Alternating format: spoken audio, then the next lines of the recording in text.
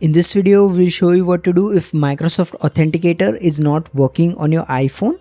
So to fix this, first what you need to do is tap on this menu icon and then go to settings. Now if your Microsoft account is a work or school account, what you need to do is tap on this device registration and then register your device first.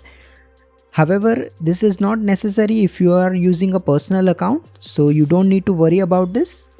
So go to the home page and then look for any sign in button or errors that you can solve from here. So as you can see, I'm getting this error. I can simply sign in to resolve this error and Microsoft Authenticator will start working again. However, if this doesn't work for you, what you need to do is head to the settings app on your iPhone, go to general.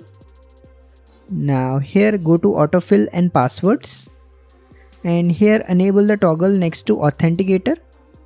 Now this will open Authenticator again. Now go back to the previous menu.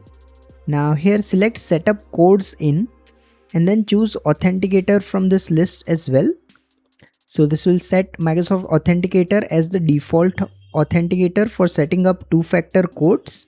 So make sure to do this. Now what you need to do is go back to the main settings page, scroll down and then tap on apps. Now here select Microsoft Authenticator from the list. Now here go to permissions and make sure the app is allowed to send you notifications and then select immediate delivery. Now go back and then allow background app refresh and cellular data permission as well. So make sure you allowed all the permissions to the app. Now go back to the main settings page. Now go to general again and here this time select date and time option and make sure this set automatically toggle is enabled. So this will basically ensure that your iPhone is set to the correct date or time which is necessary for the authenticator codes to work. Finally, if nothing else works, make sure your iPhone is not connected to any VPN service. So if it is connected to any VPN service, what you need to do is disconnect the VPN service and then try using the Microsoft Authenticator app again. If you find this video useful, please don't forget to like and subscribe to Glitch Guru.